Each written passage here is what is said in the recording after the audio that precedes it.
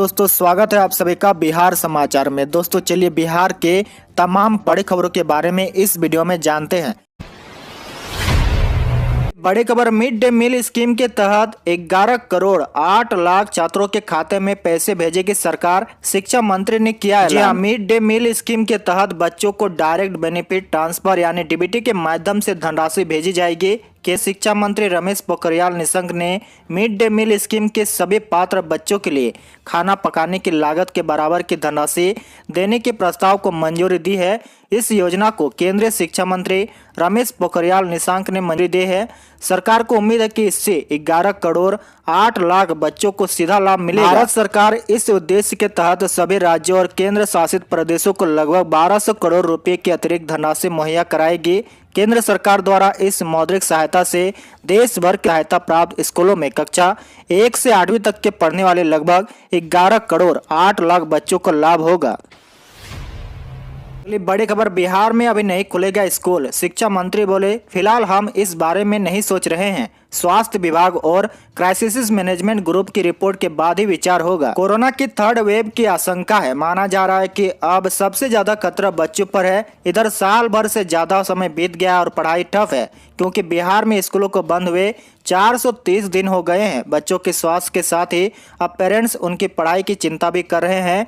Media से बात करते हुए शिक्षा मंत्री ने कहा कि सरकार फिलहाल इस बारे में कुछ भी सोचने की स्थिति में नहीं है। शिक्षा विभाग फिलहाल स्वास्थ्य विभाग और क्राइसिस मैनेजमेंट ग्रुप के निर्णय का ही इंतजार करेगा।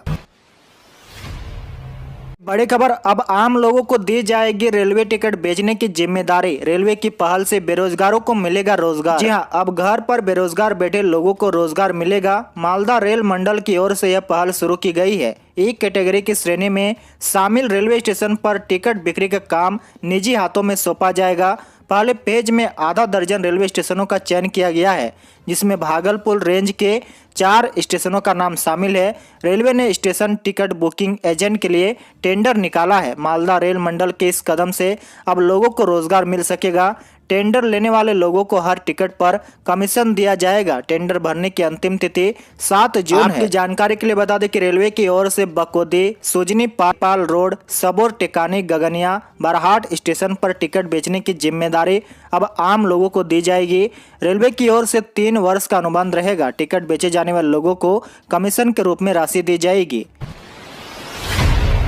बड़ी खबर, अगर टोल प्लाजा पर 10 सेकंड से ज्यादा इंतजार करना पड़ा तो नहीं देना होगा टैक्स। जी हां, भारतीय राष्ट्रीय राजमार्ग प्राधिकरण ने टोल प्लाजा के नियम को अपडेट करते हुए एक बड़ा बदलाव किया है। बता दें कि सरकार ने हाईवे पर यात्रा को सुगम बनाने के लिए फरवरी 2021 से फास्ट टैग सिस्टम को अनिवार्य कर दिया था, जिससे कि टोल प्लाजा पर टोल टैक्स देने के लिए गाड़ियों की भीड़ और लंबी लाइनें न लगे। अब सरकार ने टोल प्लाजा पर टोल टैक्स वसूलने के लिए एक महत्वपूर्ण नियम बनाया है। इसके मुताबिक अगर टोल प्लाजा पर अगर आपके वाहन को 100 मीटर से ज्यादा लंबा जाम मिलता है या फिर आपको टैक्स का भुगतान करते समय 10 सेकंड से ज्यादा का इंतजार करना पड़ रहा है तो आपसे आपके वाहन के लिए टोल टैक्स नहीं वसूला जाएगा। इन दोनों ही स्थिति में आपके लिए टोल टैक्स फ्री कर दिया जाएगा। सरकार ऐसा इसलिए कर रही है ताकि टोल प्लाजा पर गाड़ियों की लंबी लाइन से जाम जैसी स्थिति पैदा न हो और आपकी यात्रा सुगम रूप से चलती रहे। बिहार में 7 दिन और बढ़ सकता है लॉकडाउन, सरकार जारी करेगी नई गाइडलाइन। जी हां, बिहार में जारी लॉकडाउन में और इजाफा होने वाला है। नीतीश सरकार लॉकडाउन 7 दिन और बढ़ा सकती है। इसके साथ ही इस बार लोगों को थोड़ी छूट मिलने की संभावना जताई जा रही है। बता दें कि कोरोना के बढ़ते संक्रमण को लेकर राज्य सरकार ने बीते 5 मई को लॉकडाउन लगाया था, जो अब तक जारी है। जानकारी के अनुसार सीएम नीतीश ने इसे लेकर कल बैठक की थी और सभी जिलों के जिला अधिकारियों से फीडबैक लिया है। साथ ही मंत्रियों और प्रधान सचिवों ने भी लॉकडाउन को बढ़ाने के संबंध में अपने विचार रखे हैं। सरकार का मानना है कि लॉकडाउन की अवधि बढ़ाने से कोरोना का आंकड़ा 0 की तरफ किया जा सकता है। बड़ी खबर, लॉकडाउन में दूरदर्शन पर स्मार्ट क्लास शुरू, शिक्षा विभाग और यूनिसेफ की पहल। जी हां, कोरोना महामारी को लेकर स्कूल और कोचिंग बंद हैं। ऐसे में बच्चों की पढ़ाई पर कोई असर ना हो, इसके लिए सरकार ने पहल की है। यूनिसेफ की मदद से बच्चों के लिए स्मार्ट क्लास की व्यवस्था की गई है। दूरदर्शन पर स्मार्ट क्लास शुरू की गई है। सुबह 9 बजे से 10 बजे के बीच डीडी बिहार पर बच्चे क्लास कर सकते हैं। दूरदर्शन पर मिडिल स्कूल में पढ़ने वाले बच्चों को भी पढ़ाई शुरू हो गई है। कोरोना से बचाव के लिए किन किन बातों का ख्याल रखना बेहद जरूरी है, इसकी भी जानकारी बच्चों को दी जाएगी। मिडिल स्कूल के बच्चों की क्लासेस मेरा दूरदर्शन मेरा विद्यालय कार्यक्रम के तहत की गई है। आपको बता दें कि इससे पहले शिक्षा विभाग ने कक्षा 9 से 12वीं तक के बच्चों की क्लासेस 10 मई से ही ले रहा है। फिलहाल डीडी बिहार पर 9 से 12 और उसके बाद 6 से 8 तक क्लासेस चल रहा है।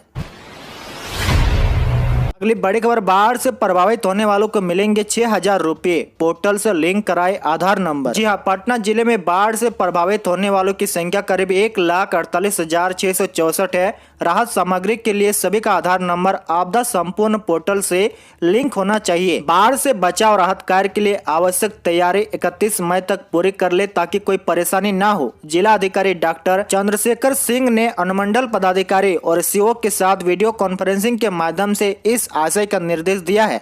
बता दें कि बाढ़ प्रभावित लोगों को सरकार की तरफ से 6,000 रुपये दिए जाने हैं। यह राहत उन्हीं को मिलेगी जो आपदा संपूर्ण पोर्टल पर अपना आधार नंबर लिंक करा लेंगे।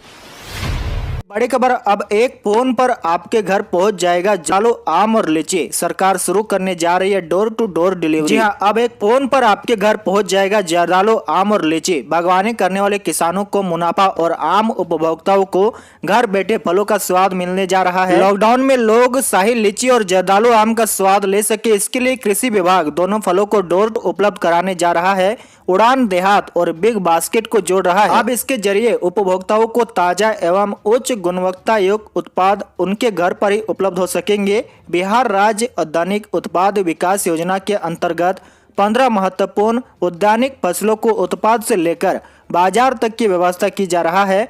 इस योजना में 22 जिलों में 23 किसान उत्पादक कंपनियों का गठन किया गया है।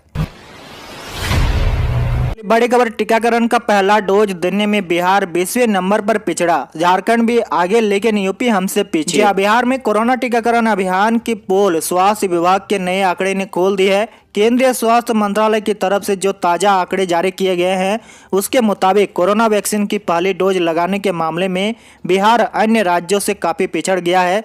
इस सूची में बिहार फिलहाल 20वें नंबर पर है। कोरोना वैक्सीन की पहली डोज लगाने के मामले में दिल्ली सबसे ऊपर है। दिल्ली के बाद दूसरे नंबर पर केरल और तीसरे नंबर पर जम्मू कश्मीर है, जबकि इस लिस्ट में सबसे नीचे उत्तर प्रदेश है और उसके ठीक ऊपर बिहार का नंबर है।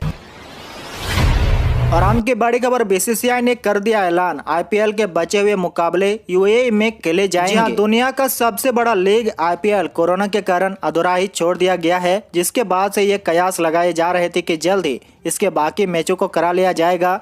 कभी इंग्लैंड तो कभी भारत की चर्चा होती रही है। इसी बीच अब बीसीसीआई ने इसको लेकर एक बड़ा ऐलान कर दिया है। भारतीय क्रिकेट कंट्रोल बोर्ड ने शनिवार को भारत में मानसून के मौसम को देखते हुए इस साल सितंबर अक्टूबर में इसका शेड्यूल तय किया है।